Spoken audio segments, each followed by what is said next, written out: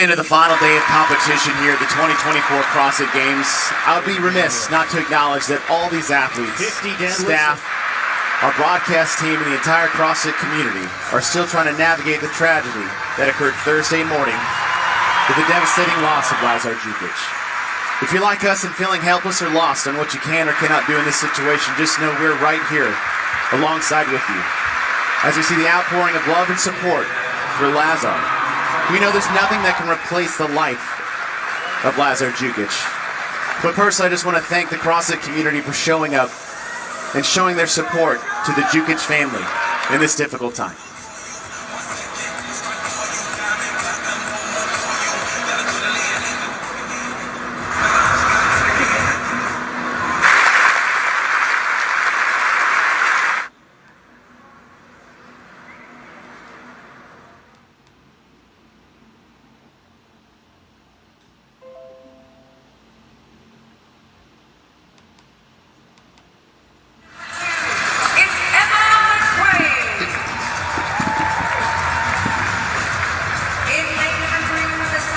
Welcome everyone to the final day of competition here of the 2024 CrossFit Games inside Dukic Arena in Fort Worth, Texas.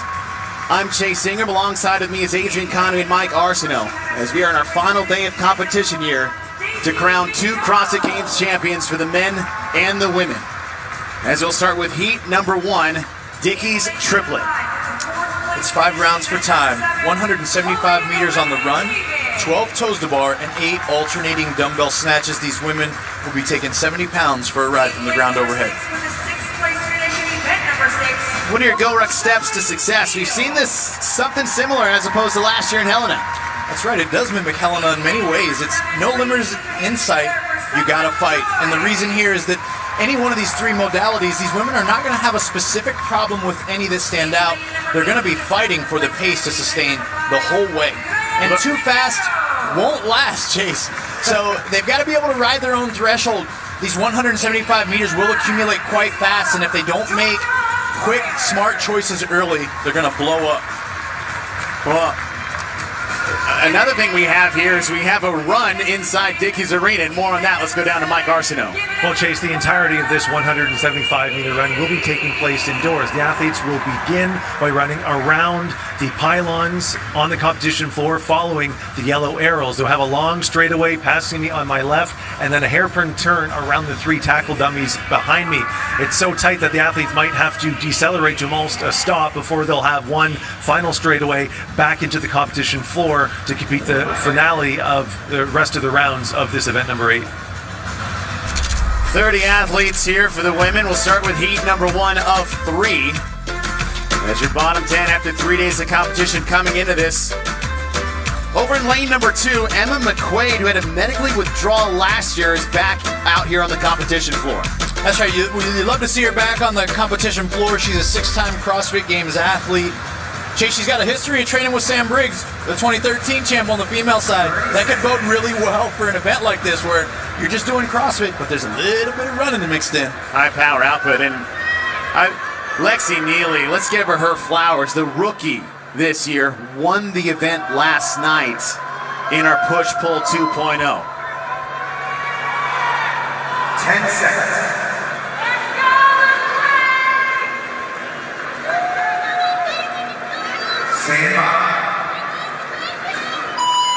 And we're off for heat number 1. 175-meter run inside Dukic Arena. And when we mentioned about Helena last year, an homage to Helen, the benchmark girl work, and as you said, is that the way this is designed, there's no pacing per se. Everyone's going to be good on the rig and great on the dumbbell. Now we start to look more at this run. That's right, no limiters in sight is what we said was one of the key steps to success here, and that's exactly why, Chase. You'll notice on this first run, no one's fighting terribly to make moves yet. They all are under the impression that people are going to hit their lanes and they're going to really begin the work. Now it's going to be the transition from these toes to bar into the dumbbell and back out on the run that's already going to be an early precursor on how the next 4 rounds can play out. 12 toes to bar on the rig, 5 total rounds coming off the run. 12 toes to bar is going to be no problem whatsoever for these athletes. And then they'll move to that dumbbell. 8 alternating dumbbell snatches with the 80-pound dumbbell for the women, which is one of the heaviest dumbbells we've ever had in competition on the women's side. 12, lane number 7. Getting there in and around the same time. Kyra Milligan opting for a touch and go. To the left of your screen, all neon. You now see her right in the center. She's cycling this thing along with Emma McQuaid there. In the belt, touch and go. They're the first off. Right at the 90-second mark between Milligan and McQuaid. Here comes Chloe Govan-David.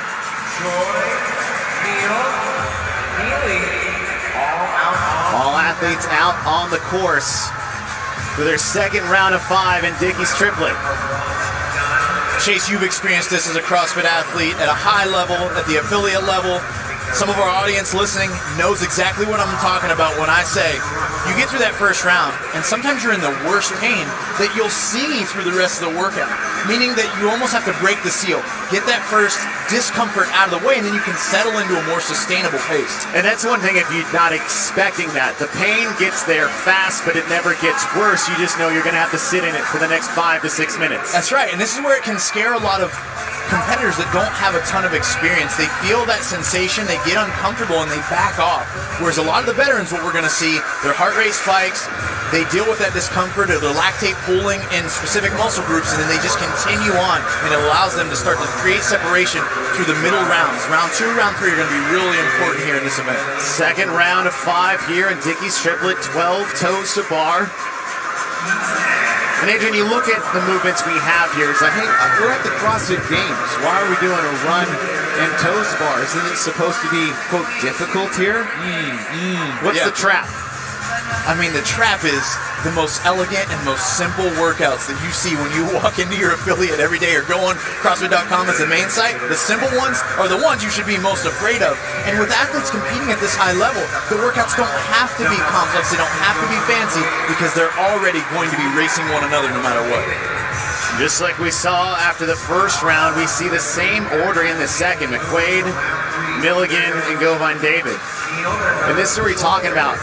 These athletes are not going to separate themselves by their skill set. It's a short run. It's only 12 toes to bar. Yes, the dumbbell's heavy, but it's not negated, but blunted a little bit with only being 8 reps. So where do you separate yourself? And what people don't want the answer to be is the intensity that you're going to need. The intensity is going to separate these athletes today. That's right. It's not as fancy, if you will, if it was a more difficult task that was laid before these athletes. And so what we're seeing here is mental fortitude, the ability to test the intensity that you actually train day to day, right? Chase, there's a lot of athletes in our sport who are, I would say, volume monsters, enamored by that sake of volume. Yes, they want to work out for hours and hours, but they forget to frequently touch these high intensity and difficult tests that can be very simple. Emma McQuaid, this is her 6th straight appearance here at the CrossFit Games. 12th twice in 21 and 22. And as you said at the top of the event, had a medical withdrawal last year, said she's the healthiest she's ever been coming into this year. Yeah, that's a key thing for a veteran. You've been to the CrossFit Games 6 times. Sometimes it takes 2, 3 years to really nail down what does your training need to look like in order for you to compete at your best. Because again, in this sport, we never know what we're preparing for, Chase, and that makes training and preparation and tapering that much more complicated. Consistent pace is round around so far. McQuaid, Milligan, and Govan-David. Moving on to round number 4, just past the 5-minute mark. Clock in the upper left corner of your screen. 170 meters inside Dickey's Arena. As you have 2 rounds to go, and you're mentioning round 2, round 3. That round 4 in a 5 round, that's a lot like the round of 15 in a 21-15-9. This is the lie detector at a 5-round event. That is a great descriptor. The lie detector, certainly. And also, this is the one where you have to shut your mind up. Your mind is telling you now, this is a bad choice, this is uncomfortable, this hurts, and you have to say, this is what we came for, right here. This is, like you said, that round of 15 and the 21-15-9 was that 3rd lap on a 4-lap mile. This is where you really create separation for yourself, because you're going to have a kick. You're going to have it there mentally to push on the final, but do you have it right now? Emma McQuaid still leading Milligan and Govan-David. Now their lanes are further down, so McQuaid has opened up just a little bit of a window for herself. 12 toes to bar, past the 6-minute mark. A little bit slower on that run. Most of these athletes have been under a minute, and on that one is right at 1 minute for Emma McQuaid. But Govine David actually had the fastest split, 1 second faster than her. And Sungyeon Choi 3 seconds. So Sungyeon Choi moving a bit quicker on that 4th run. And that could be a tactic by Choi, really just intentionally trying to almost negative split the modality of the run so that she can have the ability to settle into a faster pace to finish. Milligan takes a break just to the left of Emma McQuaid. Govine David has to break as well, but she is still keeping pace, and now Chloe is going to be ahead of McQuaid for the first round. Now they're still separated distance-wise on the rig. It's a loop, so it's even. That's right, and that's where we can fall into the trap of seeing, well, Chloe's slightly ahead, Emma's behind, she must be the leader, but we know, due to the sake of rig space, that's how it's going to play out when they get back to that rig for those toes to bar.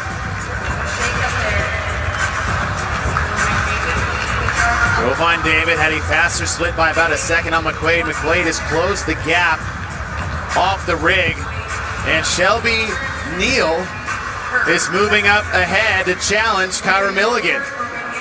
Shelby Neal, one of the athletes, Chase, that broke up her toes to bar immediately from the beginning of the event, and this is clearly something that she has gained. She has training experience and gets advice from Brent Mikowski, aka known the professor, works with a coach by the name of David Spur.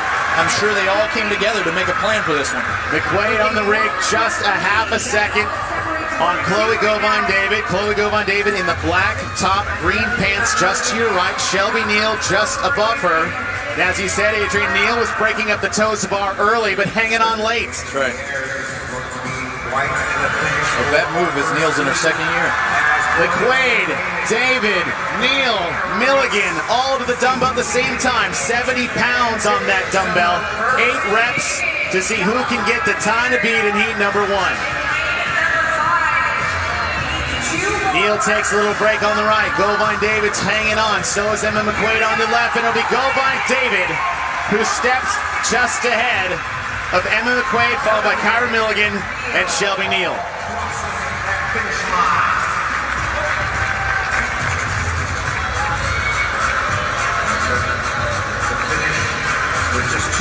Wow, what a race. Sungyeon Choi working through that 70-pound dumbbell as we're approaching the 9-minute mark. Time cap is 11. So 5 athletes left on the floor. So 5 done, 5 to go. Lexi Neely, your winner last night in push-pull 2.0. She'll cross the finish line just over that 9-minute mark. Andrea Pinheiro there working away at her alternating dumbbell snatch.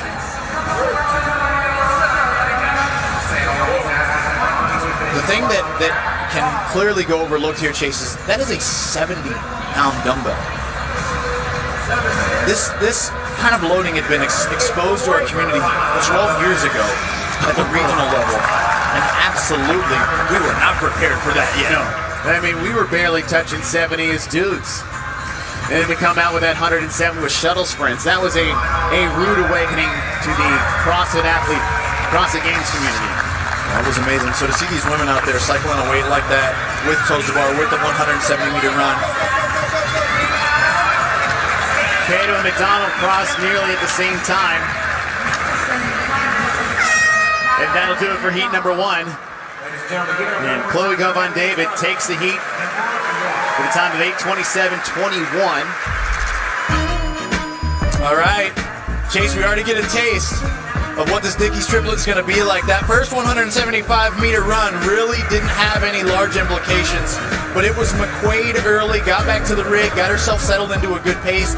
She chose the route of going unbroken on her toes to bar. I'm very interested to see how the other women to follow choose to break up or go unbroken, but it was McQuaid late who was able to hang on to her dumbbell, but then it was Chloe Govine David that made the move and was able to take that heat win, and she pushed late into the final round, and that gave her some great success there to start the day.